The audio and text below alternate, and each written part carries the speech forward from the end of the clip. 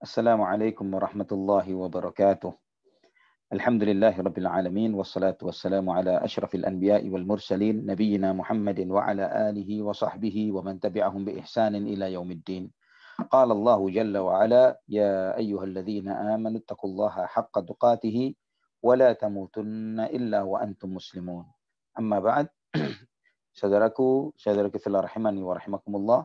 Alhamdulillah, segala puji bagi Allah Subhanahu wa taala Ar-Rahman Ar-Rahim atas segala limpahan nikmat yang Allah berikan bagi kita, terutama yang telah menjadikan kita sebagai umat Muhammad bin Abdullah sallallahu alaihi wasallam, yang menjadikan kita sebagai bagian dari umat yang terbaik, yang diutus bagi kita rasul yang terbaik, dianugerahkan bagi kita kitab suci yang terbaik, dianugerahkan bagi kita syariat yang paling agung dan mulia, dan dipilihnya beliau sallallahu alaihi wasallam dari nasab yang terbaik, keluarga terbaik, dan beliau sallallahu alaihi wasallam dilahirkan, dipilih oleh Allah Subhanahu wa taala di waktu yang terbaik ketika di muka bumi penuh dengan kekelaman kejahiliaan, dan Allah Subhanahu wa taala berkehendak untuk menurunkan rahmat dan kasih sayangnya bagi seluruh umat manusia di muka bumi, maka Allah Subhanahu wa taala mentakdirkan untuk memunculkan Nabi kita Muhammad sallallahu alaihi wasallam di muka bumi. Dan kita akan melihat ikhwatal iman sebagaimana dalam awal-awal kajian yang sebelumnya, bahwa dengan semakin kita mendalami sirah Nabi sallallahu alaihi wasallam, semakin kita akan melek, semakin kita akan melihat, semakin akan terbuka mata kita betapa beliau sallallahu alaihi wasallam adalah salah satu tanda kebesaran Allah Subhanahu wa taala di muka bumi. Adanya Rasulullah sallallahu alaihi wasallam adalah hujjah yang paling kuat, dalil yang paling qat'i yang menegaskan keberadaan Allah Subhanahu wa taala, bahwa alam akhirat itu ada, yaumul hisab itu ada, dan pengadilan abadi, pengadilan yang maha adil pada yaumul hisab, adanya surga dan neraka itu adalah hak, karena dengan bukti terlahirnya dan adanya sosok manusia Muhammad bin Abdullah sallallahu alaihi wa ala alihi wa sahbihi wasallam. Ikhwatal iman rahimani wa rahimakumullah. Pada kesempatan sebelumnya kita telah membahas bahwa bagaimana Abdullah bin Abdul Muttalib, ayah Rasulullah sallallahu alaihi wasallam, menikahi ibu beliau yaitu Aminah binti Wahab, yang seorang wanita yang sangat terhormat dari Bani Zuhrah. Setelah menikah sekian lama, kemudian beliau melakukan perjalanan ke negeri Syam, ke Gaza, dengan membawa barang dagangan dari bangsa Quraisy. Dan ketika perjalanan pulang, beliau mampir ke tempat keluarga pamannya dari ibu di kota Madinah, dan beliau sampai di sana sakit dan kemudian meninggal dunia. Ketika meninggal dunia, dia dimakamkan di kota Madinah. Saat itu Rasulullah SAW berada di dalam rahim ibunya.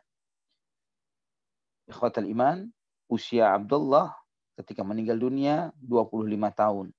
Dan inilah yang Allah Subhanahu wa taala firmankan di dalam surat Ad-Duha ayat 6, alam yajidka yatiman fa'awa. Bukankah dahulu kamu adalah anak yatim dan kemudian Allah Subhanahu wa taala yang memelihara dan mengasuhmu? Mengenai kapan tepatnya kelahiran Rasulullah sallallahu alaihi wasallam, ikhwatal iman, tidak ada perselisihan di antara para ulama akan kelahiran beliau di hari Senin. Ya, tidak ada perselisihan bahwa hari kelahiran beliau adalah hari Senin.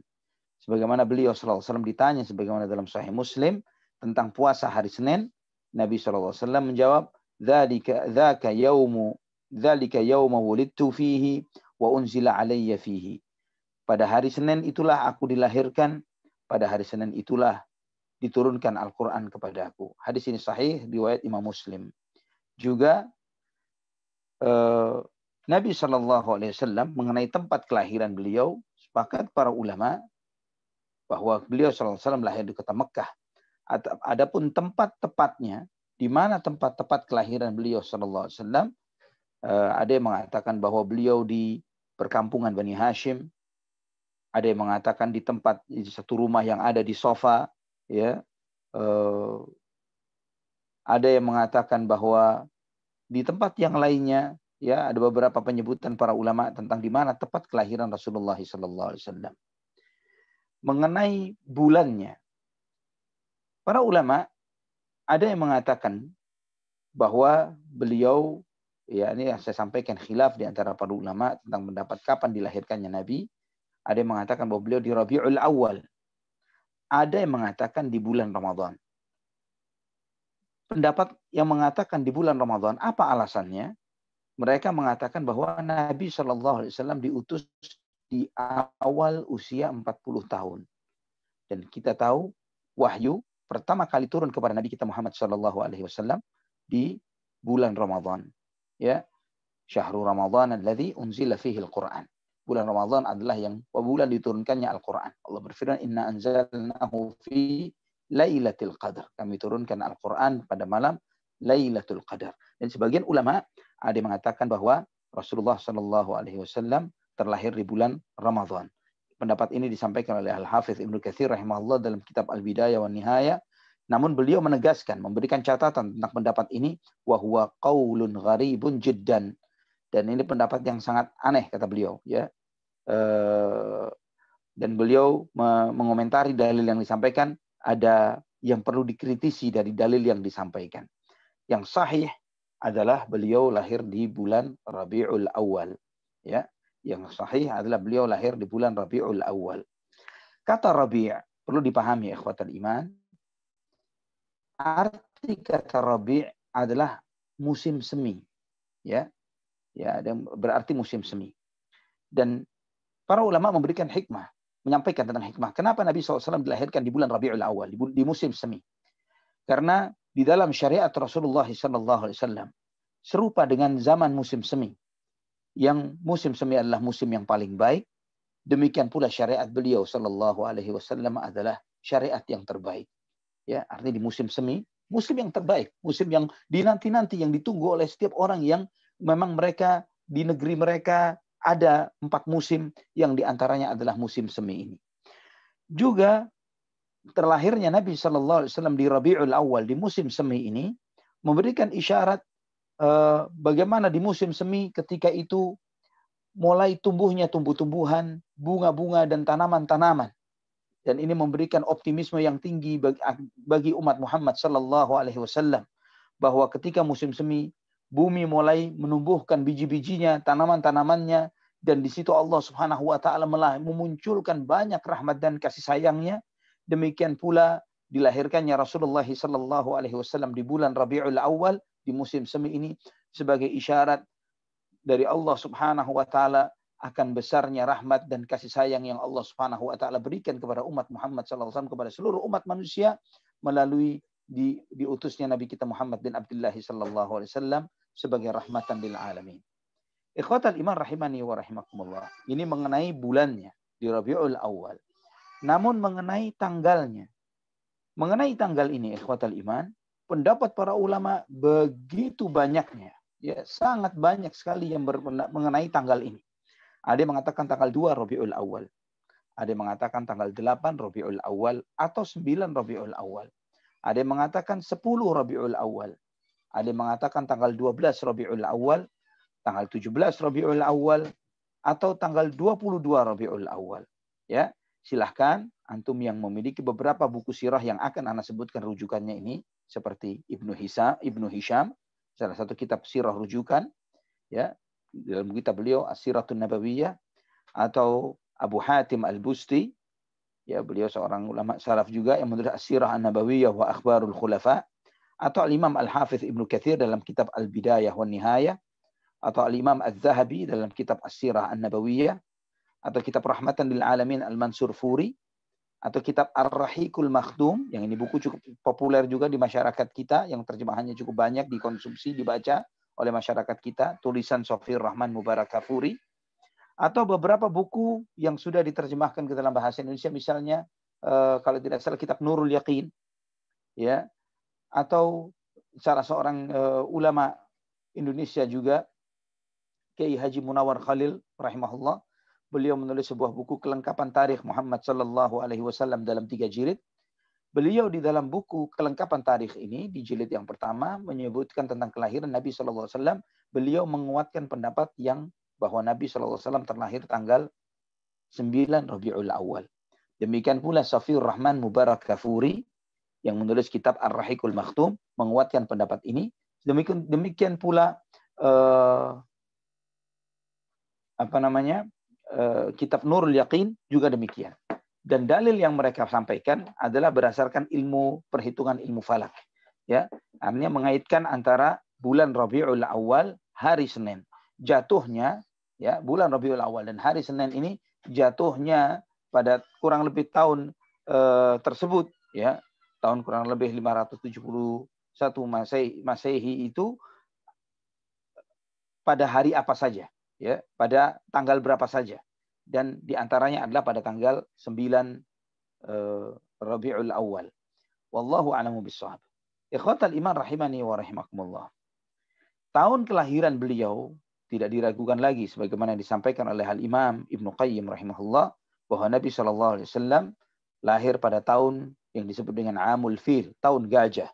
Inilah pendapat yang sangat populer di kalangan jumhur para ulama. Ibrahim Ibnul Munzir beliau mengatakan walladzi la yashukku fihi ahadun min ulama'ina wa annahu alaihi salatu wa atamma taslim wulida amal fil. Bahwa beliau mengatakan inilah yang tidak ada keraguan di antara para ulama kami bahwa beliau sallallahu alaihi wa ala alihi wasallam dilahirkan pada tahun gajah tahun 571 Masehi.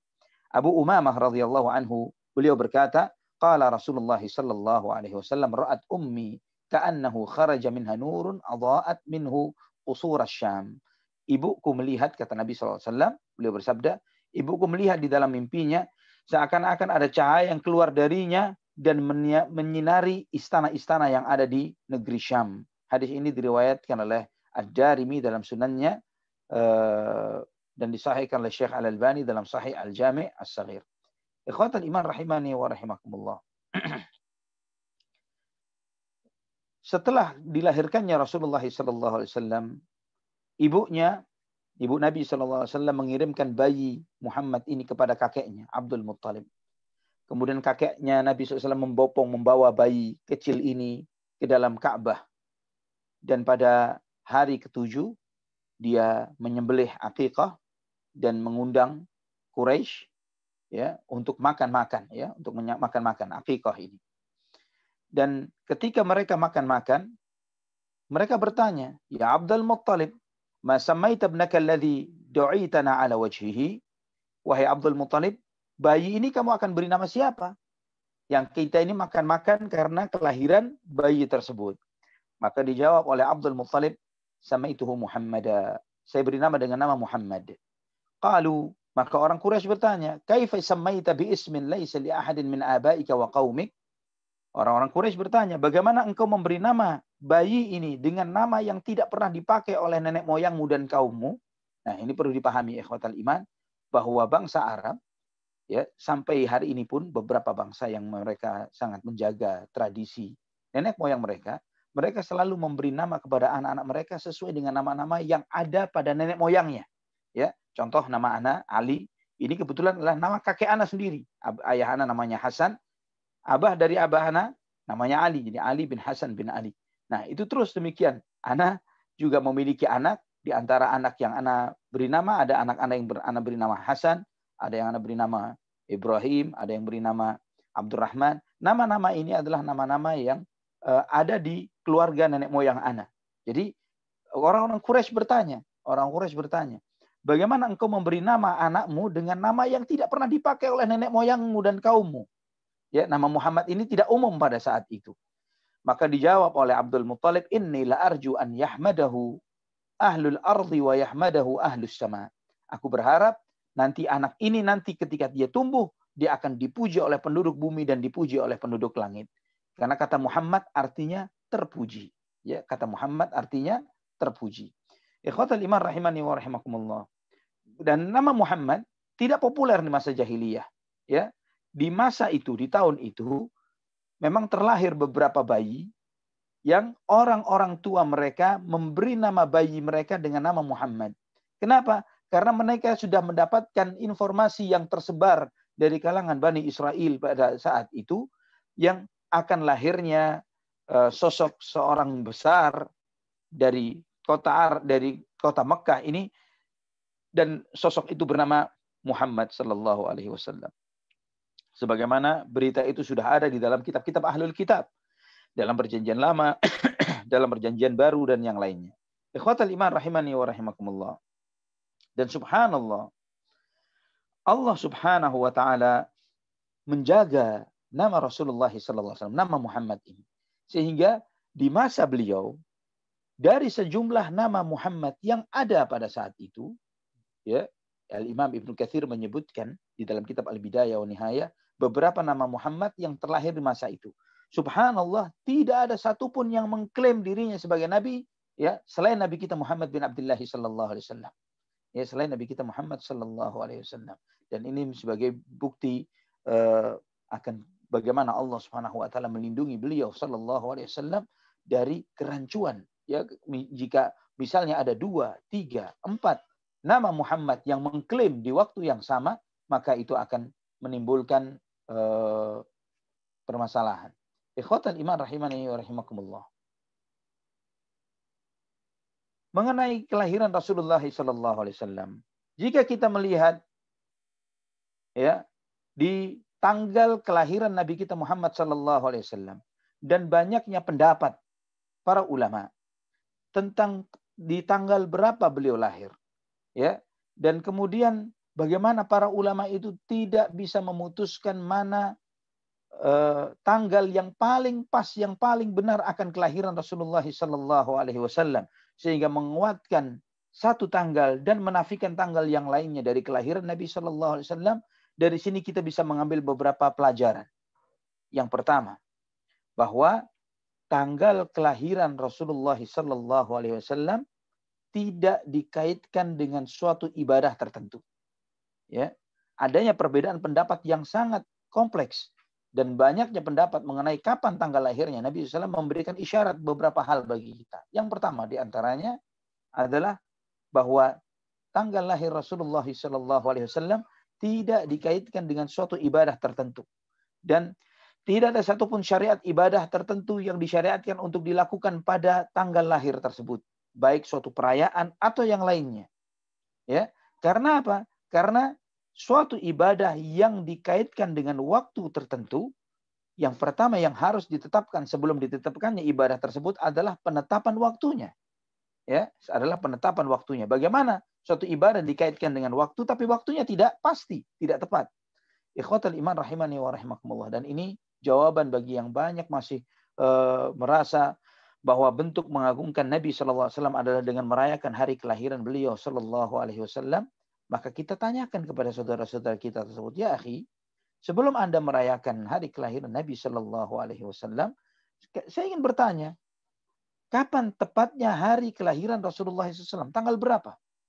Tunjukkan kepada kami satu dalil yang sahih, yang qat'i, yang jelas, yang menegaskan bahwa Nabi SAW lahir di tanggal tersebut. Jika mereka mengatakan yang benar adalah tanggal 12 Rabiul Awal, misalnya mereka mengatakan yang benar tanggal 12 Rabiul Awal, maka kita tanyakan, apa dalilmu? Apa dalilmu yang menegaskan bahwa tanggal 12 Rabiul Awal adalah hari kelahiran Nabi sallallahu alaihi wasallam? Demikian pula ketika ada yang menguatkan yang benar adalah tanggal 9, tanggal 10, tanggal 17 atau yang lainnya. Dan andai kata seorang muslim dituntut untuk merayakan hari kelahiran Nabi sallallahu alaihi wasallam, maka pasti tanggal kelahiran beliau akan ditetapkan dengan sangat pasti dan terang benderang dan sangat jelas. Sebagaimana semua ibadah-ibadah yang dikaitkan dengan waktu. Seperti puasa Ramadan misalnya. Maka ditentukan kapan awal puasa, tanggal 1 Ramadan. Kapan berakhirnya puasa, tanggal terakhir bulan Ramadan. Sebagaimana ditetapkannya ibadah Id. Baik Idul Fitr atau Idul Adha. Ditentukan tanggal 1 Syawal atau tanggal 10 Dzulhijjah. Sebagaimana ketika merayakan acara wukuf di Arafah. Tanggal 9 Dzulhijjah. Demikian sebagaimana pula disyariatkannya puasa Ayyamul Bid tanggal berapa? 13, 14, 15 setiap bulannya, ya. Namun untuk kelahiran Nabi sallallahu alaihi wasallam tidak ada satupun penanggalan yang tepat untuk hal ini. Karena itulah tidak ada ibadah spesifik yang dikaitkan dengan kelahiran Nabi kita Muhammad bin Abdullah sallallahu alaihi wasallam. Dan jika kita mau jujur ikhwatal iman, tanggal 12 Rabiul Awal, hari Senin, ya, perlu antum pahami. Dalam sebuah riwayat Ibnu Katsir menyebutkan perkataan Ibnu Abbas radhiyallahu anhuma wulida nabiyyukum sallallahu alaihi wasallam yaumal itsnaini wa nubbi'a yaumal itsnaini wa kharaja min Makkah muhajiran yaumal itsnaini wa dakhala al-Madinata yaumal itsnaini wa mata yaumal itsnain. Ibnu Abbas radhiyallahu anhu beliau mengatakan Nabi sallallahu alaihi wasallam dilahirkan pada hari Senin. Diangkat sebagai nabi pada hari Senin. Keluar hijrah dari kota Mekah pada hari Senin. Masuk ke kota Madinah pada hari Senin. Dan mati pada hari Senin. Beliau SAW meninggal dunia pada hari Senin. Ini diriwayatkan oleh Imam Ahmad dan Al-Baihaqi. Dan jika kita mau jujur ikhwatal iman, tanggal 12 Rabiul Awal secara sepakat para ulama memastikan itu adalah tanggal kematian Rasulullah SAW, bukan tanggal kelahiran beliau. Maka ketika sebagian kaum muslimin pada tanggal tersebut mengadakan acara kelahiran Nabi SAW dan berpesta pora, bergembira ria dengan hal ini, sebagian kelompok sesat lainnya, sebagian kelompok yang menyimpang lainnya, kaum Syiah Rafidhah, malah berduka cita dan membuat acara duka cita pada tanggal 12 Rabiul Awal karena tepatnya hari itu adalah hari wafatnya Nabi. Ya. Dan secara logika, jika agama itu harus bisa dilogikakan bukan berdasarkan wahyu, jika seseorang, orang yang kita hormati, kita agungkan, kita muliakan, dia dilahir di tanggal tertentu dan meninggal di tanggal tertentu yang sama, mana yang lebih layak kita rayakan di tanggal tersebut? Kita bergembira atas hari kelahirannya atau berduka cita atas hari wafatnya? Ya, coba kita pikirkan. Andai kata kita boleh melakukan suatu ibadah berdasarkan logika dan akal pikiran manusia. Ikhwatal iman rahimani wa rahimakumullah, ini yang perlu dipahami oleh sebagian kita. Kemudian juga ikhwatal iman, yang berikutnya, upaya para ulama di dalam mengumpulkan perkataan-perkataan, ya, di dalam mengumpulkan riwayat-riwayat tanggal lahirnya Nabi Shallallahu Alaihi Wasallam, ini menunjukkan betapa besarnya cinta mereka kepada Nabi Shallallahu Alaihi Wasallam, betapa perhatian mereka akan perjalanan hidup dan kehidupan Rasulullah Shallallahu Alaihi Wasallam. Juga pelajaran yang lain bisa kita ambil adalah pada hari Senin memiliki keutamaan-keutamaan yang sangat agung. Ya, karena Nabi Shallallahu Alaihi Wasallam diutus pada hari Senin, beliau Shallallahu Alaihi Wasallam wafat pada hari Senin. Maka Nabi Shallallahu Alaihi Wasallam mensyariatkan puasa pada hari Senin ini, yaitu pada hari Senin dan Kamis. Dan jika ada seseorang misalnya, dia mengatakan bahwa Nabi Shallallahu Alaihi Wasallam mengajarkan kita untuk puasa pada hari Senin, kelahiran Nabi Shallallahu Alaihi Wasallam. Kita katakan bahwa umat Islam melaksanakan ini. Nabi SAW mensyariatkan puasa Senin Kamis bukan hanya karena kelahiran beliau SAW. Tapi beliau SAW menyampaikan pada hari itu aku dilahirkan, pada hari itu aku diutus. Dan kita tahu ikhwatal iman, tidak ada seorang pun dari umat Muhammad SAW merayakan hari diutusnya Rasulullah SAW. Ya, tidak satupun umat Islam merayakan hari diutusnya beliau Sallallahu Alaihi Wasallam. Dari sini kita mengetahui bahwa ibadah itu, sebagaimana penegasan para ulama, ibadah itu tauqifiyah. Apa itu maksudnya tauqifiyah? Harus ada contoh dan tuntunan dari Nabi. Tidak mungkin kita mengarang satu ibadah tertentu. Sholat tertentu di luar tuntunan Nabi SAW. Zikir tertentu di luar tuntunan Nabi SAW. Ya, atau perayaan-perayaan tertentu di luar tuntunan Nabi. Kenapa tidak mungkin? Karena ibadah itu tujuannya apa? Tujuannya adalah untuk mencari ridha dan mengharapkan kedekatan kita kepada Allah SWT. Jika kita mengarang sebuah ibadah, bagaimana mungkin mengarang sebuah ibadah itu? Ya, apa jaminannya ketika kita melakukan suatu ibadah dengan karangan, kemudian kita mengatakan Allah akan tambah cinta kepadaku, Allah tambah ridha kepadaku. Ikhwatal iman rahimani wa rahimakumullah. Terlepas setelah membahas tentang tanggal kelahiran Rasulullah SAW, beliau dilahirkan setelah wafatnya ayahnya, dan inilah kedudukan beliau sebagai anak yatim. Dan keyatiman Rasulullah SAW ini di antara hujjah, di antara kebenaran Nabi kita Muhammad SAW. Agar jangan sampai sebagian orang mengatakan bahwa Muhammad SAW mendapatkan pendidikan dari ayahnya, dari orang tuanya, bahwa dakwah ini hasil cekokan pendidikan orang tua Muhammad SAW kepada beliau, dan orang tuanya wafat sebelum kelahiran Nabi SAW, sehingga Nabi SAW tidak pernah bertemu dengan ayahnya. Maka tuduhan yang semacam ini tidak bisa dituduhkan kepada Nabi kita Muhammad bin Abdullah SAW. Juga di antara hikmah Nabi SAW lahir sebagai anak yatim, ini membuat perasaan beliau yang semakin lembut dan halus terhadap anak-anak yatim dan orang-orang yang lemah. Karena beliau yang pernah mengalami fase ini. Beliau yang pernah tumbuh dan besar sebagai anak yatim dan hidup bersama keluarga miskin. Dengan demikian beliau sallallahu alaihi wasallam menyadari dan tahu bagaimana rasanya sebagai anak yatim yang tidak memiliki sosok seorang bapak, tidak pernah memanggil seorang ayah, ya. Beliau sallallahu alaihi wasallam tahu bagaimana di masa masih remaja, masih kecil harus mencari nafkah untuk mencukupi kebutuhan dirinya dan membantu keluarga pamannya yang kekurangan, yang mengasuh beliau sallallahu alaihi wasallam. Juga ikhwatal iman, kita melihat wafatnya ayah Rasulullah sallallahu alaihi wasallam. Kemudian beliau sallallahu alaihi wasallam hanya didampingi oleh ibunya. Dan ini bukanlah sebuah kebetulan belaka. Kita melihat betapa banyak, tidak sedikit para nabi dan para rasul, bahkan orang-orang besar dari kalangan para ulama, yang mereka ini didampingi oleh ibu-ibu mereka dan tidak disebut tentang ayah-ayah mereka. Kita melihat sosok Nabiullah Ismail alaihissalam. Beliau tinggal di satu rumah dengan ibunya di kota Mekah, jauh dari ayahnya Ibrahim alaihissalam. Kita melihat kisah Nabi Musa alaihissalam. Beliau tinggal di satu rumah dengan ibunya yang mengasihi dan mendidiknya, menyusuinya, membesarkannya, dan mengikuti perkembangannya. Dan tidak sedikit pun disebutkan tentang ayah Nabi Musa alaihissalam di dalam Al-Quran. Demikian pula Nabi Isa alaihissalam. Beliau tumbuh dalam rumah ibunya. Kemudian kita melihat Nabi kita Muhammad bin Abdullah sallallahu alaihi wasallam, yang beliau hanya didampingi oleh ibunya Aminah binti Wahab. Di sini mengajarkan kepada kita betapa besarnya kedudukan seorang ibu di dalam sebuah masyarakat, kedudukan seorang ibu di dalam sebuah rumah tangga, dan betapa besarnya misi seorang ibu.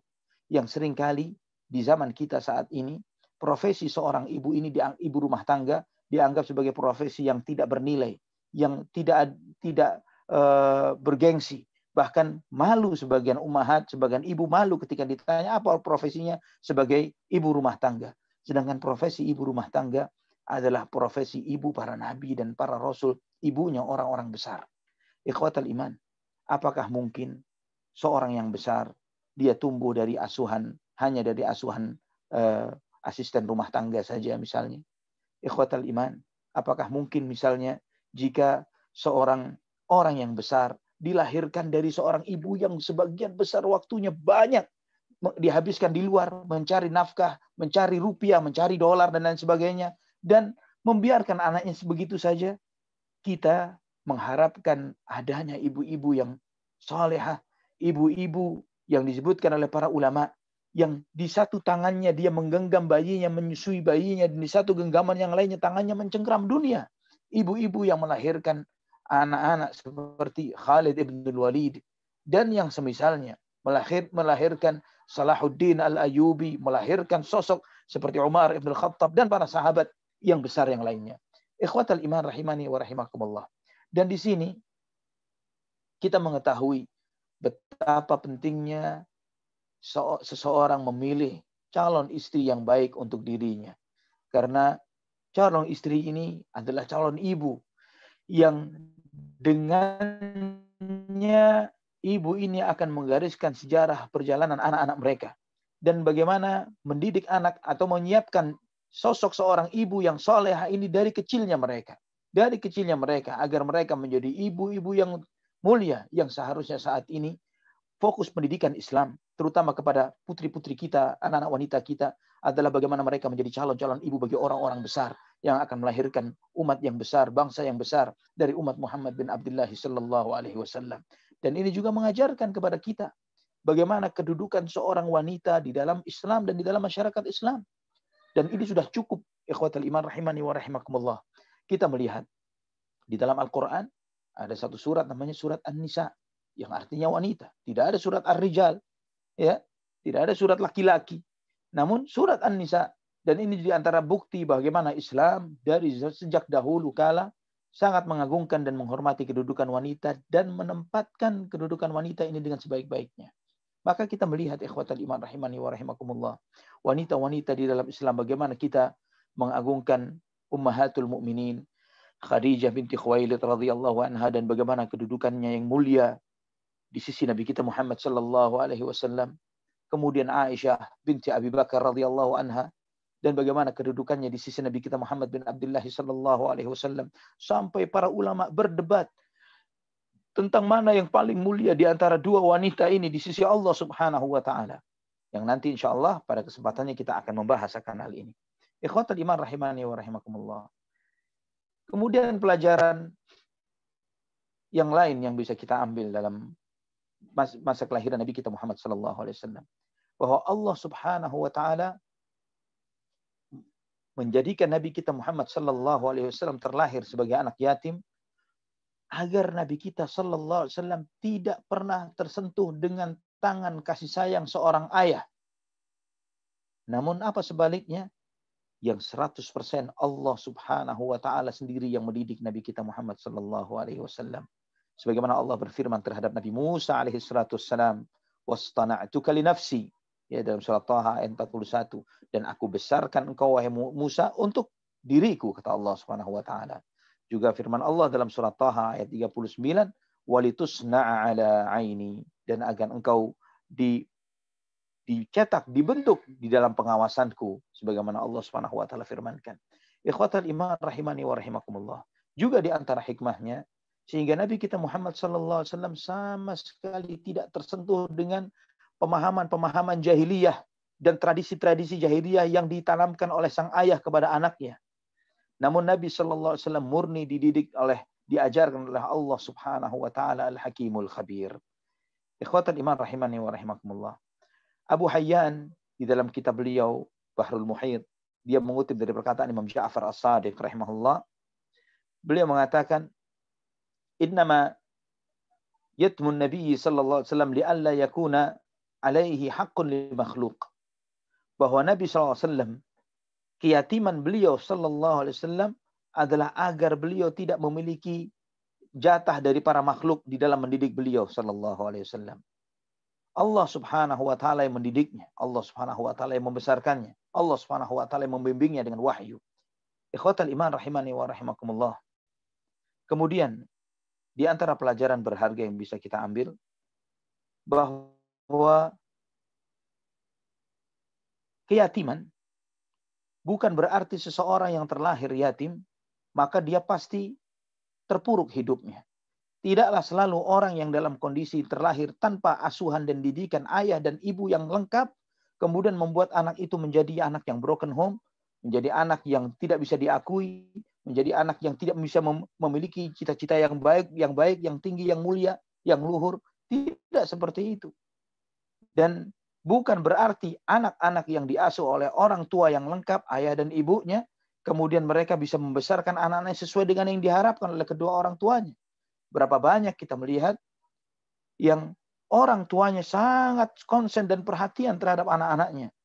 Bukan hanya saat ini, masa akan datangnya mengkhawatirkan kehilangan kesempatan dengan anak-anaknya. Bahkan sampai mereka pun orang-orang tua ini sampai kikir dan bakhil terhadap dirinya demi anak-anaknya. Ketika diingatkan, ayo bersedekah, ayo ini. Dia mengatakan masih pengeluaran anak-anak saya masih banyak. Ya, anak-anak saya ini masih banyak biayanya begini dan begitu. Bukankah Nabi SAW mengingatkan, innaka antada'a ahlaka bi khairin khairun min antada'ahum yatakaffafunan nas. Bukankah engkau meninggalkan anakmu, kata Nabi SAW, dalam keadaan kaya lebih baik ketimbang mereka dalam keadaan miskin meminta-minta kepada orang. Dan banyak juga orang-orang tua yang ketika dipanggil untuk berjihad fisabilillah, namun mereka khawatir dan takut karena apa? Karena anak-anaknya, ya, atau mereka melakukan suatu tugas dakwah, misi karena Allah Subhanahu wa taala dan Rasulnya untuk menegakkan agama Allah Subhanahu wa taala dan agama Rasulullah sallallahu alaihi wasallam, namun mereka berdalihkan tidak bisa jauh dengan anak, tidak bisa jauh dengan istri dan yang lain sebagainya, membuat mereka ini tidak berani bergerak dan berdakwah karena Allah Subhanahu wa taala. Dan ingat, Nabi Shallallahu Alaihi Wasallam mengingatkan, innal walada mabkhalatun majbanatun. Nabi bersabda dalam hadis yang diriwayatkan Imam Ibnu Majah dan disahihkan oleh Syekh Al-Albani, bahwa anak itu membuat orang tua bakhil dan penakut. Anak bisa membuat orang tua bakhil dan penakut. Bisa jadi orang tua yang harusnya mengeluarkan sedekah, tapi karena kepikir anaknya jadi bakhil. Ketika harusnya dia keluar untuk berdakwah, untuk jihad, untuk hal-hal yang kepentingan umat, kepentingan agama Allah Subhanahu wa taala, dia terpikir anaknya, dia menjadi takut dan pengecut. Ikhwatal iman rahimani wa rahimakumullah. Dan kita harus ingat bahwa jika antum menjaga Allah Subhanahu wa taala, menjaga agamanya, Allah Subhanahu wa taala pasti akan menjaga diri Anda dan menjaga keluarga, menjaga anak-anak antum. Ya. Dan juga bukan hanya menjaga diri kita, tapi menjaga anak-anak kita selepas kita. Kita ikhwatal iman, sehebat apapun di dalam merencanakan masa depan bagi anak-anak kita, kita tidak akan bisa merekayasa ajal yang telah Allah Subhanahu wa taala tetapkan bagi setiap masing-masing kita. Berapa banyak orang tua yang mengharapkan ingin melihat anaknya tumbuh besar, melihat anaknya dewasa, melihat anaknya sukses, namun ternyata takdir menentukan dia meninggal dunia ketika anaknya masih di dalam kandungan atau ketika anaknya masih balita dan yang semisalnya. Siapa yang kemudian membesarkan anak tersebut?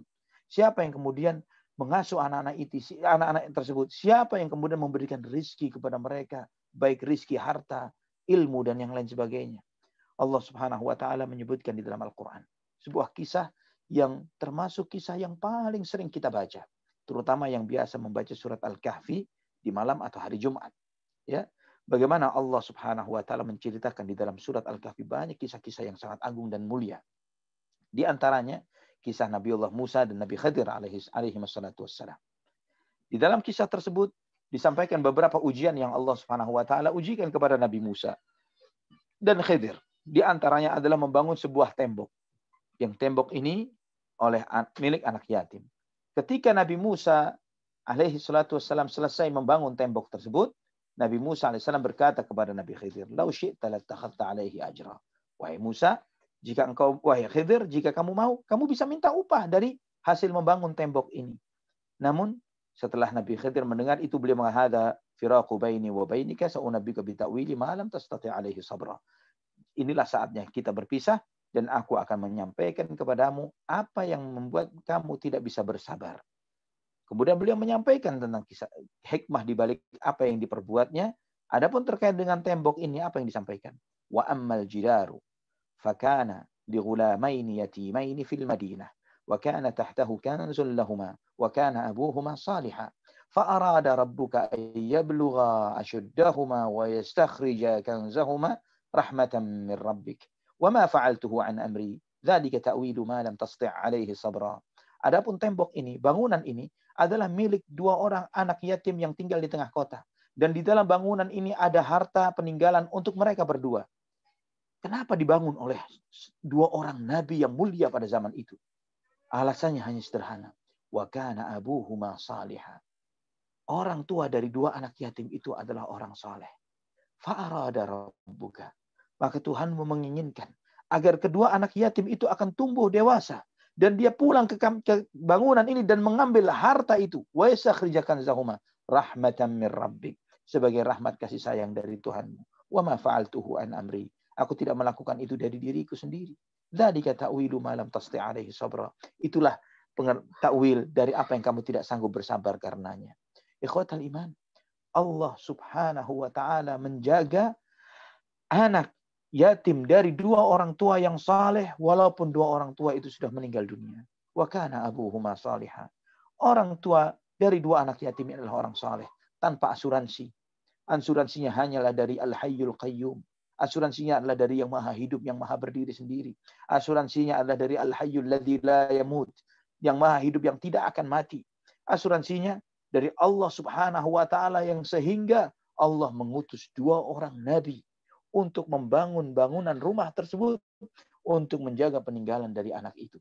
Subhanallah ikhwatal iman. Dan kesolehan orang tua sangat berdampak bagi bagaimana Allah Subhanahu wa taala menjaga anak-anak mereka. Sa'id Ibn al-Musayyab rahimahullah, beliau berkata kepada putranya, la azidanna fi salati min ajlika raja'an an uhfadha fik. Wahai anakku, aku akan tambah salatku, aku akan tambah ibadahku untukmu wahai anakku. Semoga Allah Subhanahu wa taala menjaga diriku pada dirimu. Ya, menjaga diriku pada dirimu maksudnya agar orang tua yang saleh melahirkan anak-anak yang saleh yang dijaga oleh Allah Subhanahu wa taala. Kemudian Umar bin Abdul Aziz rahimahullah, beliau mengatakan, "Ma min mu'minin yamutu illa hafizahullahu fi aqabihi wa aqabi aqabihi." Setiap mukmin, seorang yang beriman kepada Allah dengan iman yang benar, dia meninggal dunia, maka Allah Subhanahu wa taala akan menjaga anak-anaknya dan cucu-cucunya. Bukan cuma anak-anaknya saja, dan juga cucu-cucunya. Sebagaimana doa setiap orang yang soleh. Mereka berdoa, Rabbana hablana min azwajina wa dhurriyyatina qurrata a'yun waj'alna lil muttaqina imama. Ya Allah, anugerahkanlah kepada kami pasangan-pasangan kami dan keturunan-keturunan kami yang menjadi penyejuk hati kami, dan jadikanlah kami sebagai pemimpin bagi orang-orang yang bertakwa. Ini doa orang-orang saleh. Yang semakin dia saleh, semakin dia bertakwa, semakin dikabulkan oleh Allah Subhanahu wa taala. Maka orang-orang saleh itu dijaga keturunannya oleh Allah Subhanahu wa taala, dan juga dijaga keturunannya yang di bawahnya dan di bawahnya dan di bawahnya, karena rahmat dan kasih sayang Allah Subhanahu wa taala. Ini ikhwatal iman rahimani wa rahimakumullah, hikmah, beberapa pelajaran yang bisa kita petik dari kelahiran Nabi kita Sallallahu Alaihi Wasallam sebagai anak yatim. Ya, kita mengambil beberapa hikmah pelajaran dari tidak adanya penetapan akan tanggal kelahiran beliau Sallallahu Alaihi Wasallam. Kita mengambil hikmah kenapa beliau Sallallahu Alaihi Wasallam terlahir sebagai anak yatim. Kita mengambil pelajaran bagaimana Nabi Sallallahu Alaihi Wasallam ditemani dan didampingi oleh hanya seorang ibu, dan itu bukanlah yang pertama di dalam sejarah orang-orang hebat dan besar yang hanya dibesarkan hanya dengan cerita seorang ibu saja. Kita antum membaca dalam Al-Quran kisah Nabi Musa alaihissalam dan ibunya, kisah Nabi Isa alaihissalam dan ibunya, kisah Nabi Ismail alaihissalam dan ibunya. Yang disebut adalah ibu dan ibu dan ibu. Juga kita mengambil hikmah yang besar akan bagaimana Nabi Shallallahu Alaihi Wasallam dididik langsung oleh Allah Subhanahu Wa Taala. Ikhwatal iman rahimani wa rahimakumullah. Inilah di antara pelajaran berharga yang bisa kita ambil dari masa kelahiran Nabi kita Sallallahu Alaihi Wasallam. Ada satu hal yang insya Allah nanti pada kesempatan berikutnya kita akan bahas tentang hal-hal besar apa yang terjadi di hari kelahiran Nabi Sallallahu Alaihi Wasallam. Ya, kita perlu membahas akan hal ini karena ada hal-hal semacam mukjizat, hal-hal besar yang terjadi pada hari kelahiran Nabi Sallallahu Alaihi Wasallam yang belum saya singgung sama sekali pada kesempatan kajian ini.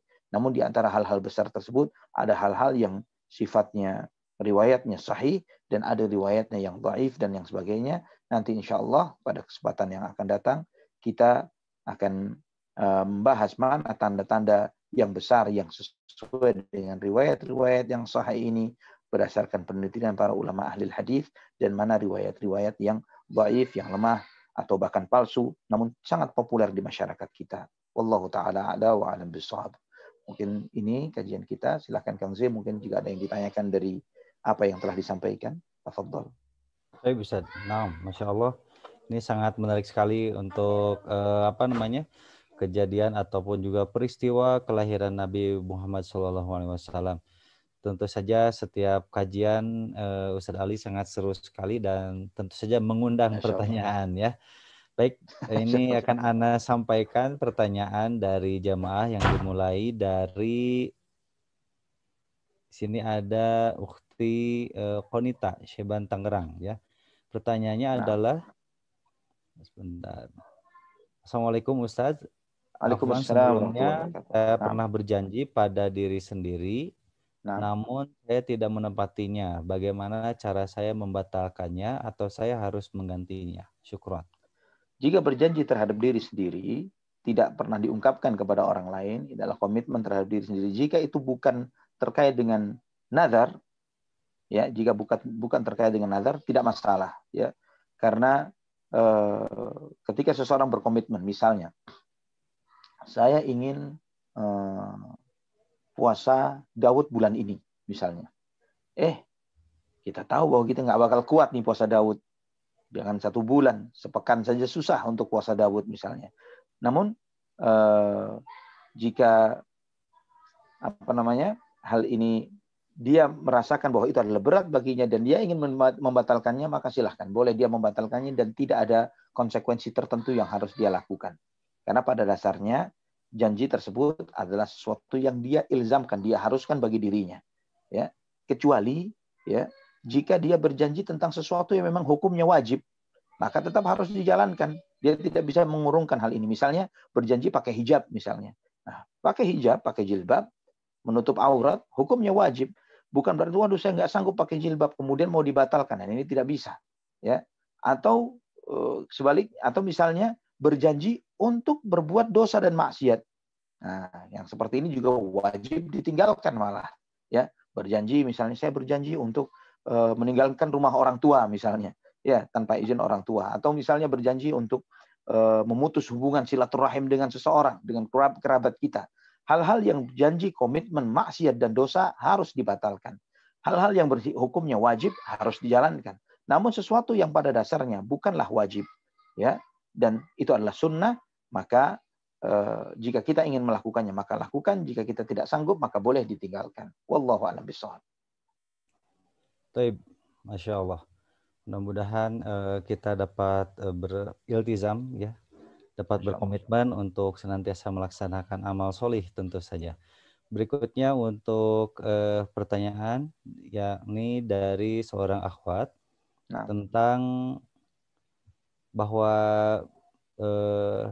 dari Ukhti Sakinah, Ustaz, jika seseorang sudah menghafal beberapa juz dari depan, tapi sekarang berpindah dan lebih fokus menghafal juz dari belakang, apakah jika melupakan juz yang di depan karena sibuk menghafal yang juz di belakang dan tidak memurojaahnya, nanti apakah terkena dosa? Seperti itu Ustaz, jazakallahu khairan. Barakallahu fiik. Anti yang berusaha untuk menghafalkan Al-Quran, anti harus duduk dengan seorang guru, seorang ustazah atau seorang syekhah yang muhafizah, ya, yang bagaimana seorang guru yang membimbing anti baik secara langsung atau secara offline atau secara online, sehingga hafalan anti terjaga, ya, antara hafalan yang ditambahkan dengan hafalan yang sudah dihafal. Karena apa artinya jika kita menghafalkan yang baru namun hafalan yang lama dihilangkan, ya, sampai kapan kita akan seperti itu? Dan ingat, di antara hal yang disebutkan oleh Nabi SAW dalam sebuah riwayat yang sahih dalam Sahih Bukhari, ketika Nabi SAW bermimpi, yang beliau sampaikan dalam mimpi itu tentang beragam jenis azab kubur, di antaranya Nabi SAW menyebutkan tentang azab kubur seseorang yang barang siapa yang membaca Al-Quran dan menghafalnya, kemudian dia melupakan ayat Al-Quran yang dihafalnya, ya, dia melupakan ayat yang Al-Quran yang dihafalnya, dan ini adalah berdosa. Wallahu a'lamu bishawab. Maka sebaiknya supaya hal itu tidak terjadi, anti hendaklah mencari seorang ustazah atau seorang syekhah, seorang guru muhafizah yang memperbaiki metode anti di dalam menghafal dan menjaga hafalan yang sudah ada. Maka dengan demikian insya Allah hafalan anti bertambah tanpa harus melupakan apa yang sudah anti hafalkan dari surat-surat pertama dari awal depan Al-Quran. Terlebih lagi, awal-awal surat di dalam Al-Quran, misalnya surat setelah Al-Fatihah, Al-Baqarah, dan Ali Imran, adalah dua surat yang memiliki kedudukan yang sangat agung di dalam sunnah Nabi SAW. Yang Nabi SAW menyebutkan bahwa Al-Baqarah dan Ali Imran yang nantinya akan menjadi pembela bagi orang yang membacanya pada hari kiamat. Dia datang seperti dua awan yang sangat besar yang menaungi pembacanya dan akan menjadi pengacara, pembela bagi orang yang membaca Al-Baqarah dan Ali Imran sampai orang itu diloloskan dari hisab.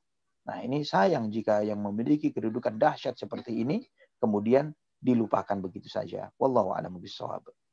Masya Allah. Ya, memang menghafalnya mudah, namun yang menjaganya itu saja, Masya Allah.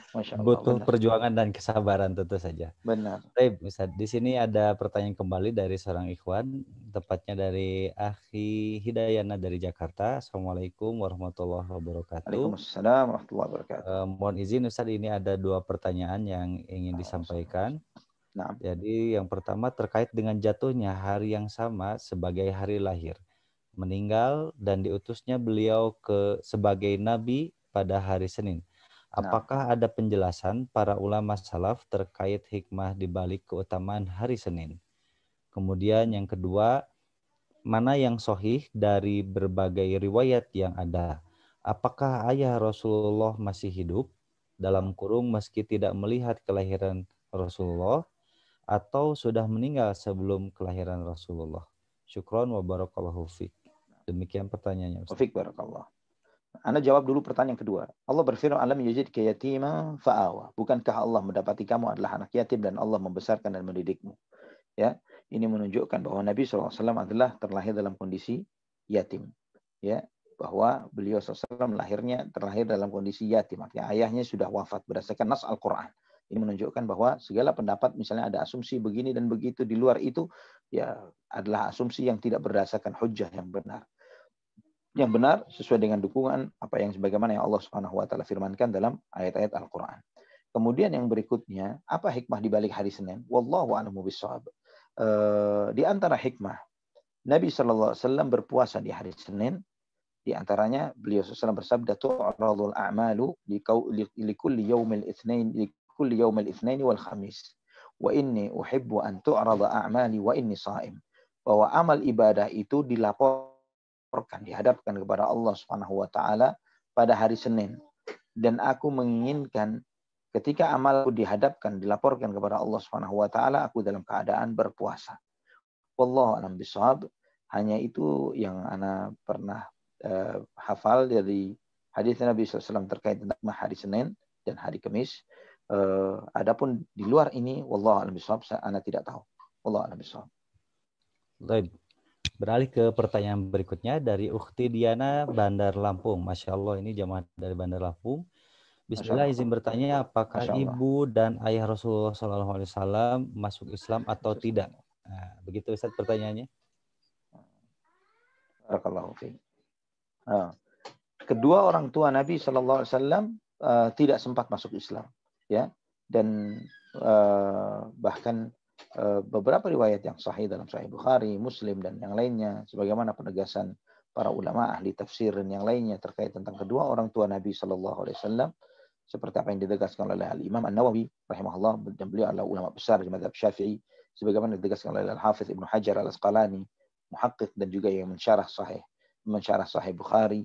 Mereka semua menegaskan bahwa kedua orang tua Nabi SAW wafat dan mereka melakukan kesyirikan, ya, wafat dalam keadaan berbuat syirik. Wallahu a'lam bishawab. Nah, Ustaz, Masya Allah. Berikutnya pertanyaan dari Ukhti Khonsa. Assalamualaikum Ustaz. Ana menemui beberapa ikhwan yang merasa bapak itu kedudukannya sama dengan ibu, tak kalah pentingnya di mata anak. Walau di dalam hadis, ibu 3 kali derajatnya di atas ayah. Bagaimana meyakinkan atau menjelaskan bahwa ibu memang sangat penting di kehidupan ini, Ustaz? Demikian Ustaz. Jazakallahu khairan. Barakallahu fiik. Sengotot apapun seorang ikhwan di dalam menegaskan bahwa kedudukan seorang ayah tidak kalah pentingnya bagi seorang anak dibandingkan dengan seorang ibu, tetap tidak akan bisa menafikan hadis Nabi SAW yang banyak sekali riwayatnya. Ketika Nabi SAW ditanya, man ahaqqun nasi bi husni suhbati, qala ummuka, thumma man, qala abuk. Ketika Nabi SAW ditanya, siapakah orang yang sepantasnya aku berbakti kepadanya ya Rasulullah? Nabi SAW menjawab, ibumu. Kemudian ditanya lagi, siapa lagi? Ibumu. Siapa lagi? Ibumu. Kemudian yang keempat baru ayahmu. Dan dijelaskan hikmahnya oleh para ulama bahwa setidaknya ada 3 hal besar yang dilakukan oleh seorang ibu yang mustahil dilakukan oleh siapapun bapak yang ada di muka bumi. Ya, ada 3 hal besar, minimumnya ini, minimum yang dilakukan oleh seorang ibu yang mustahil bisa dilakukan bapak manapun di muka bumi. Apa saja? Yang pertama, mengandung. Yang kedua, melahirkan. Yang ketiga, menyusui. Ya, 3 hal ini mustahil dilakukan oleh bapak manapun di muka bumi. Yang ketiga-tiganya ini adalah sesuatu yang mengandung jerih payah yang sangat berat, yang Allah Subhanahu wa taala menggambarkan dalam Al-Qur'an dengan sebutan wahnan ala wahnin wa fisaluhu fi amain. Kelemahan di atas kelemahan dan kemudian menyapihnya dalam 2 tahun. Ya, ini menunjukkan bahwa kedudukan ibu memiliki kedudukan yang lebih daripada kedudukan seorang ayah. Jika penegasan hal ini untuk menunjukkan mana yang lebih utama antara ibu dan ayah, maka jawabannya adalah ibu. Namun jika yang dimaksud adalah untuk melemahkan kedudukan seorang ayah, maka tidak. Ya, karena ayah juga memiliki kedudukan spesifik tersendiri dalam Islam. Ya, sebagaimana Nabi SAW menyebutkan al-walidu awsatu babil jannah, bahwa ayah itu adalah pintu surga yang paling tengah. Jika engkau ingin menjaganya, maka jagalah. Jika engkau ingin menyanyiakannya, maka sia-siakanlah. Ini diantara penegasan Nabi SAW tentang kedudukan seorang ayah. Wallahu a'lamu bishawab. Baik Ustaz, alhamdulillah, mudah-mudahan jelas untuk ukhti yang berusaha bertanya. Dan berikutnya pertanyaan dari ukhti Yuniarti. Assalamualaikum. Waalaikumsalam warahmatullahi wabarakatuh. Apabila kita ingin saum Ayyamul Bid pada tanggal 13, 14, 15, namun qadarullah berhalangan, apakah bisa diganti atau tidak Ustaz? Demikian. Nah, barakallahu fiik. Mengenai puasa Ayyamul Bid. Ayyamul Bid tanggal 13, 14, 15. Jika kebetulan nanti di tanggal tersebut datang bulan, maka boleh diganti pada hari yang lain. Ya, boleh diganti yang lain. Yang penting adalah 3 hari dalam sebulan. Itu yang disunahkan. 3 hari dalam sebulan. Entah itu di 1, 2, 3 atau 1, 10, 20 misalnya, boleh. Ya, asal 3 hari dalam sebulan. Wallahu a'lamu bishawab. Masya Allah. Jadi boleh saja menggantinya ya, di hari yang lainnya. Asal boleh, dalam bulan yang itu ya. Ya, di bulan tersebut 3 hari dalam setiap bulannya. Baik. Baik, untuk berikutnya pertanyaan dari Ukhti Hesti Ummu Khonsa dari Batam. Bismillah Ustaz, izin bertanya. Ustaz, bagaimana cara Rasulullah SAW birrul walidain? Mohon pencerahannya Ustaz. Syukron jazakallah. Barakallahu fiik. Bagaimana birrul walidain Nabi sallallahu alaihi wasallam? Nabi sallallahu alaihi wasallam, kita tahu beliau terlahir dalam keadaan yatim, tidak bertemu dengan ayahnya. Kemudian bagaimana Nabi Shallallahu Alaihi Wasallam sudah terpisah dari ibunya ketika ibunya usia 6 tahun. Namun tidak berarti bahwa Nabi Shallallahu Alaihi Wasallam melupakan hak-hak kedua orang tuanya. Yang di antara hak-hak kedua orang tuanya ini adalah berbuat baik kepada kerabat. Ya, di antara hak orang tua, bagaimana seorang anak menunaikannya sepeninggal orang tuanya adalah berbuat baik kepada kerabat. Dan kita melihat bagaimana Nabi Shallallahu Alaihi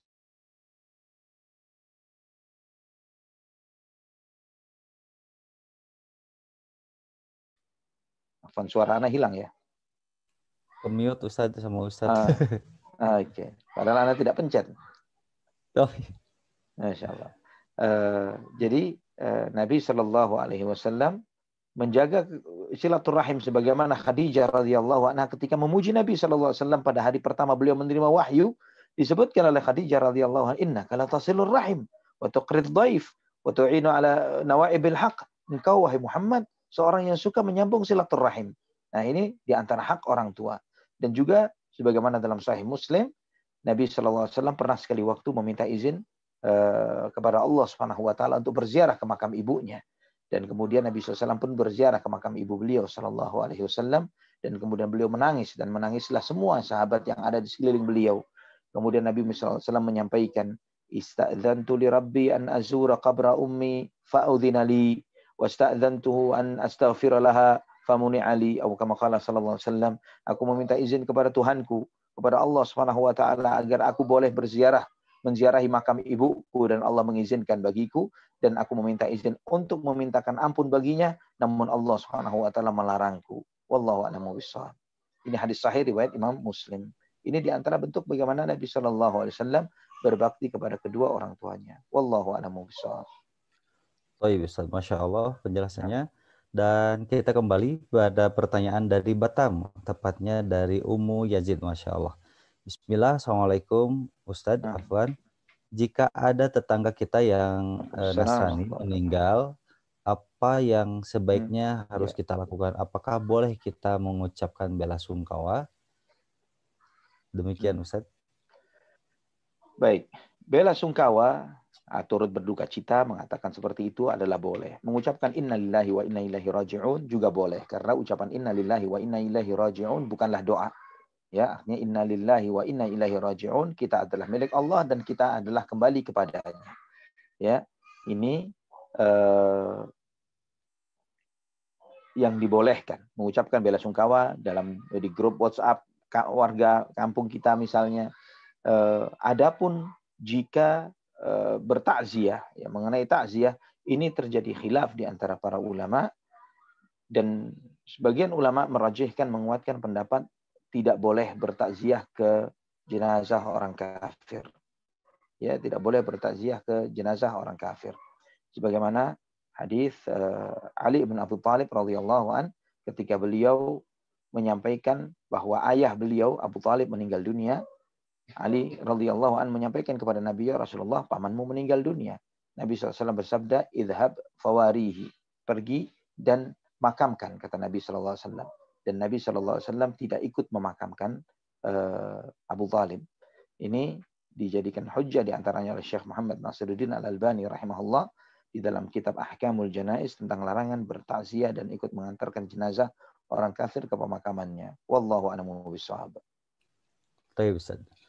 Kita lanjutkan kembali ke pertanyaan berikutnya dari host ini. Host juga dapat titipan pertanyaan juga ini rupanya. Ini pertanyaannya adalah, ada kepercayaan di sebagian kalangan muslim bahwa ada 4 orang nabi yang masih hidup sampai sekarang. 2 hidup di bumi dan 2 di langit. 2 nabi yang ada di bumi yang dimaksud adalah Nabi Khidir dan Nabi Ilyas.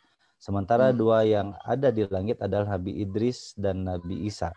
Apakah ini sahih, Ustaz? Karena saya hanya mengetahui Nabi Isa yang diangkat ke langit. Jazakumullahu khairan. Demikian, Allah ibarik fiik. Keyakinan ini ada benar ada salahnya. Ya. Maksudnya ada nabi yang masih hidup, yang benar hanyalah 1 saja yang belum meninggal dunia, yaitu Nabiullah Isa alaihissalam. Ya, karena Allah Subhanahu wa taala tidak mematikan beliau, ya, sebagaimana klaim tuduhan orang-orang Yahudi atau Nasrani yang mengatakan bahwa Nabi Allah Isa alaihissalam mati disalib. Tidak seperti itu. Beliau masih hidup. Wa ma qataluhu wa ma salabuhu walakin syubbiha lahum. Mereka tidak membunuhnya, mereka tidak menyalibnya, namun diserupakan bagi mereka. Allah menegaskan barrafa'ahu Allahu ilaih. Namun Allah Subhanahu wa taala mengangkatnya kepadanya. Ya, mengangkat Nabi Isa alaihi salatu wassalam. Hanya Nabi Isa alaihissalam yang masih hidup. Ya, dan juga berdasarkan nas-nas yang sangat banyak sekali, hadis-hadis yang sangat banyak, yang mutawatir bahkan, sebagaimana disampaikan oleh Al-Imam Asyuti rahimahullah, bahwa kedatangan Nabi Isa alaihissalam nanti pada akhir zaman di Menara Putih di Damaskus di Suriah sebagai salah satu dari umat Muhammad SAW adalah hak berdasarkan riwayat-riwayat yang sahih dan mutawatir. Adapun Nabi yang katanya masih hidup, Nabi Ilyas, Nabi Khidir dan yang lain sebagainya, ini adalah batil, tidak benar. Ya, berdasarkan banyak sekali dalil-dalil yang dijadikan oleh para ulama. Allah Subhanahu wa taala berfirman, "Wa ja'alna li basyarin min qablikal khulda afa imitta fahumul khalidun."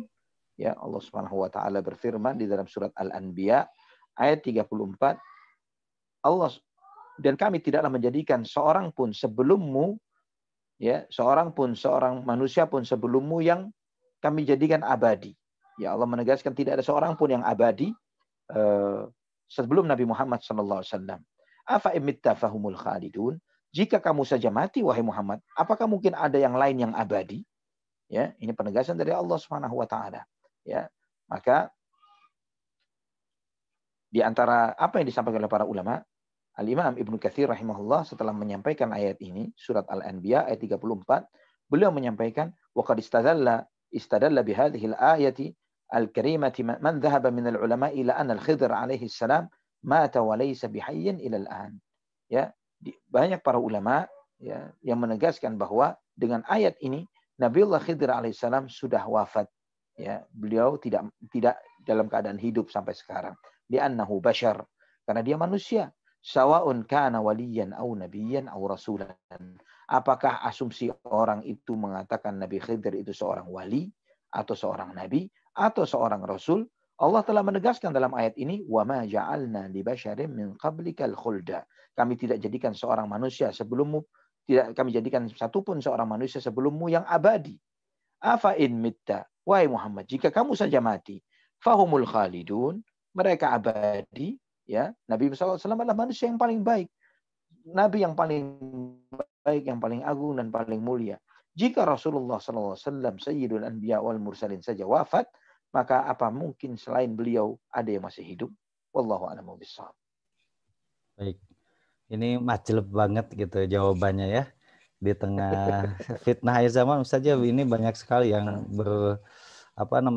berpenampilannya ya layaknya Ustaz, tapi masih memberikan informasi-informasi yang tidak sahih. Ini kalau sesuatu yang bertentangan dengan Al-Quran tentu saja tertolak ya Ustaz ya. Masya Allah. Iya. Ya. Allah barik fiik. Balik, ini masih ada waktu, kita kembali lagi ke pertanyaan dari Akhi Suparno, yakni pertanyaannya, jika saya saum Daud, tetapi saya memulainya hari Kamis, tidak hari Senin, apa berdosa, apa tidak Ustaz? Mohon penjelasannya Ustaz. Masya Allah. Tidak berdosa. Barakallahu fiik. Tidak berdosa, karena puasa yang antum lakukan adalah puasa sunnah. Antum berhak untuk memulainya di hari manapun. Antum memulainya hari Kamis, atau memulainya di hari Senin, boleh saja, tidak berdosa. Wallahu a'lamu bishawab. Asal jangan di hari Jumat mungkin saja untuk menyengaja. Ya, betul ya. Mengawalinya. Hari Jumat. Ya, betul. Baik, berikutnya dari ini salah satu panitia juga yang menitip bertanya. Masya Allah. Bismillah, assalamualaikum warahmatullahi wabarakatuh. Ustaz, apakah benar bahwa Rasulullah SAW terlahir dalam keadaan sudah dikhitan? Jazakumullahu khairan. Terima kasih Ustaz. Ya. Barakallahu fiik. Ini termasuk pertanyaan yang bahasa ana nyolong start ya. Karena insya Allah termasuk apa yang akan ana jelaskan pada kesempatan akan datang. Tapi kalau sudah ditanya, ana akan jawab. Baik. Mengenai apakah Nabi SAW terlahir sudah dikhitan, memang ini diantara pendapat yang paling banyak di masyarakat kita ya, diyakini oleh masyarakat kita. Dan kita harus paham ikhwatal iman bahwa riwayat-riwayat yang menegaskan akan hal ini tidak ada satupun yang sahih. Ya, tidak ada satupun yang sahih.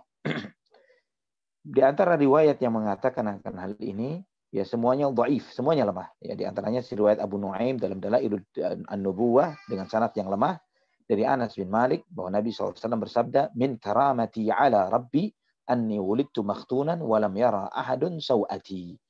Nabi di sebuah hadis Nabi SAW bersabda, di antara kemuliaanku dari Tuhanku, bahwa aku terlahir dalam keadaan sudah dikhitan dan tidak ada seorang pun yang melihat auratku. Ya, hadis ini adalah hadis yang lemah. Ya, dijelaskan oleh para ulama akan kelemahannya di antara Syekh Al-Albani rahimahullah di dalam silsilah al-hadits ad-dha'ifah hadis nomor 6270. Juga ada yang mengatakan juga dalam riwayat yang dhaif juga, Ibnu Sa'ad dalam tabaqatnya dengan sanad yang lemah dari Abbas bin Abdul Muttalib bahwa Nabi SAW terlahir sudah dikhitan dan sudah terpotong tali arinya. Ya, ini termasuk hal yang riwayat yang dhaif, dan banyak sekali riwayat-riwayat lemah tentang hal ini, tidak ada satupun yang sahih. Tidak ada satupun yang sahih. Maka Al-Imam Ibnu Qayyim rahimahullah beliau mengatakan, wa yuqalu anna Nabi SAW wulida makhtunan masrura. Ada yang berpendapat bahwa Nabi SAW terlahir sudah dikhitan dan sudah terpotong tali arinya. Wa ruya fi dzalika haditsun la yasih. Di dalam hal ini diriwayatkan hadis yang tidak sahih. Dzakarahu Abul Faraj Ibnu Jauzi fil Mawdu'at. Dan disebutkan oleh Imam Abul Faraj Ibnu Jauzi dalam kitab hadis-hadis palsunya. Wa laysa fihi haditsun tsabit, dan tidak ada satupun hadis yang benar akan hal ini. Ya, wa laysa hadza min khasaisihi sallallahu alaihi wasallam. Dan ini bukanlah di antara kekhususan Nabi Shallallahu Alaihi Wasallam. Ya, dia bukanlah salah satu kelebihan dari Rasulullah Shallallahu Alaihi Wasallam. Dan jadi ikhwatal iman rahimani wa rahimakumullah, hal ini juga kata beliau, fa inna katsiran minan nasi yuladu makhtunan. Banyak orang yang terlahir sudah dikhitan, ya, banyak manusia yang terlahir sudah dikhitan, dan itu bukan menunjukkan kelebihan. Bahkan bisa menjadi sebuah riwayat yang menunjukkan kecacatan, ya, keburukan. Sebagaimana disebutkan dalam sanad yang sahih dari Ummu Salamah radhiyallahu anha, beliau menyebutkan tentang Ibnu Sayyad, ya Ibnu Sayyad. Dalam riwayat Ibnu Abi Syaibah, Ummu Salamah mengatakan waladathu ummuhu masruran maktunan, bahwa Ibnu Sayyad ini dilahirkan oleh ibunya dalam keadaan sudah terpotong tali arinya dan sudah dikhitan. Ya, siapa Ibnu Sayyad? Ibnu Sayyad adalah sosok yang paling mirip dengan Dajjal. La'natullah alaih. Ya, Ibnu Sayyad adalah sosok yang paling mirip dengan Dajjal di masa Nabi SAW. Ya, dia hidup di masa Rasulullah SAW dan dia adalah seorang dukun, ya, tukang ramal. Dia banyak para sahabat yang sampai terkecoh, ya, apakah dia Dajjal atau tidak, karena posturnya mirip dengan Dajjal, sangat mirip dengan Dajjal. Sampai sekali waktu Umar bin Khattab radhiyallahu anhu meminta izin kepada Nabi SAW, ya Rasulullah, izinkan saya untuk membunuhnya. Kata Nabi SAW, jika benar dia Dajjal, kamu tidak akan bisa membunuhnya. Karena yang bisa membunuh Dajjal, kalau tidak Nabi Muhammad SAW, maka Nabiullah Isa alaihissalam. Ya, kamu tidak akan sanggup membunuhnya jika dia Dajjal. Pernah Nabi SAW memegang Ibnu Sayyad ini, dan kemudian Nabi meminta kepada Ibnu Sayyad, bacalah isi hatiku, kata Nabi. Karena Ibnu Sayyad punya kelebihan itu. Karena dia dukun. Ya, dia dekat dengan syaitan. Ya, dia bacalah isi hatiku, maka Ibnu Sayyad hanya mengatakan duh, duh, duh. Dia tidak bisa melanjutkan apa yang ada di dalam hati Rasulullah SAW yang ketika itu beliau sedang melantunkan ayat-ayat Al-Quran. Ini tentang Ibnu Sayyad yang terlahir dalam keadaan sudah dikhitan dan sudah dipotong tali arinya, tapi dia adalah sosok yang paling mirip dengan Dajjal di masa Rasulullah SAW, dan itu bukanlah suatu kelebihan. Nabi SAW tidak terlahir dalam keadaan dikhitan. Yang sahih, dia dikhitan oleh kakek beliau Abdul Muttalib pada hari ke-7, sebagaimana kebiasaan bangsa Arab. Nanti secara detailnya kita akan menyebutkan riwayat-riwayatnya pada kesempatan yang akan datang. Wallahu a'lam bishawab. Masya Allah, ya. Ini yang sering beredar di kalangan masyarakat kita gitu ya. Kadang ustaznya bilang tuh, ya benar, saking ini karomahnya Nabi Muhammad tuh udah dihitam, Masya Allah, dan sebagainya gitu, Masya Allah ustaznya. Padahal itu dhaif ya, tidak sahih. Semua riwayatnya lemah. Dan keutamaan Nabi SAW begitu banyaknya, kita tidak perlu bersandar kepada hal-hal yang dhaif, yang lemah, karena keutamaan beliau lebih dari lautan. Ya, keutamaan beliau lebih dari air laut yang ada. Maka kita hanya mencukupkan dengan riwayat-riwayat yang sahih, dan itu sudah lebih dari cukup untuk membuktikan akan keagungan dan kemuliaan Nabi kita Muhammad SAW. Baik, Ustaz. Ini mungkin pertanyaan terakhir, Ustaz. Bismillah, dari Taci Mariama. Afwan Ustaz, Ana pernah membaca ada hadis yang mengatakan bahwa bila mengikuti sunnah Rasulullah, selain mencari nafkah, suami juga yang mengatur kehidupan rumah tangga seperti berbelanja kebutuhan rumah tangga, kebutuhan anak istri, memasak, mencuci, dan lain-lain. Tugas istri tidaklah banyak, kecuali mengandung dan melahirkan dan pekerjaan-pekerjaan yang mudah. Apakah benar demikian, Ustadz? Mengapa hal ini jarang sekali disosialisasikan oleh Ustadz-Ustadz sunnah? Afwan Ustadz, barakallahu fikum. Demikian pertanyaan. Masya Allah. Ya. Ini ada sebagian buku fikih yang menyampaikan seperti yang ditanyakan. Ya. Namun sangat bertentangan dengan kenyataan riwayat yang sahih dari Nabi SAW dengan keluarga beliau, ya, kemudian dari para sahabat radhiyallahu anhum ajmain dengan keluarga mereka. Ya, kita membaca bagaimana hadis yang Jibril ketika di rumah Nabi SAW dan mengatakan, ya Rasulullah, hadhihi Khadijah atatka wa ma'aha ina'un fihi idamun au syarabun au ta'am. Ya Rasulullah SAW, ini Khadijah sedang datang menghampirimu dengan membawa sebuah nampan yang dia membawa makanan, minuman, dan lauk untukmu. Fa'idha atatka fa'akri alaiha salama min rabbiha wa minni. Jika Khadijah sampai kepadamu, sampaikan kepada Khadijah bahwa Allah Subhanahu wa taala mengucapkan salam untuknya, dan juga salam dariku Jibril untuknya. Wa basyirha bi baitin fil jannati min qasabin la sakhaba fiha wa la nasab. Dan sampaikan bahwa Allah telah menyediakan baginya istana di surga dari mutiara yang berwarna hijau, yang dia tidak akan mendengar kegaduhan di dalamnya dan tidak akan pernah merasakan letih di dalamnya. Ya, di sini ditunjukkan riwayat bagaimana Khadijah radhiyallahu anha melayani Nabi Shallallahu alaihi wasallam. Dan juga antum juga insya Allah pernah mendengar riwayat bagaimana Fatimah putri Nabi Shallallahu alaihi wasallam yang datang kepada Nabi SAW yang mengeluhkan tangannya yang melepuh karena membuat adonan dan memasak untuk keluarganya, untuk Ali bin Abu Thalib dan putra-putri beliau. Kemudian Fatimah radhiyallahu anha meminta kepada Nabi untuk dibantu dengan seorang budak, ya, seorang pelayan dan membantu. Dan juga hadis Asma, riwayat Asma binti Abi Bakar radhiyallahu anha, yang Asma binti Abi Bakar radhiyallahu anha yang merupakan istri dari salah seorang sahabat. Ketika Asma sekali waktu sedang memikul beberapa bahan makanan, ya, memikul beberapa bahan makanan yang diantarkan ke rumah, dibawa ke rumahnya, ya, dan Asma radhiyallahu anha ini yang memasak, yang mengambil bahan makanan dari pasar dan sebagainya. Namun ketika Nabi SAW melihat Asma ini sendiri, maka Nabi SAW memerintahkan Asma untuk berada di belakang Nabi SAW, ya, agar Nabi SAW melindungi beliau. Ini menunjukkan bagaimana wanita-wanita di masa Rasulullah SAW mereka bekerja, berprofesi sebagai seorang ibu rumah tangga yang melayani suaminya, ya, yang melayani suaminya. Dan bagaimana ikhwatal iman rahimani wa rahimakumullah, jika apa yang disampaikan ini, ya, saya sampaikan bahwa benar sebagian kitab fikih menyampaikan hal ini.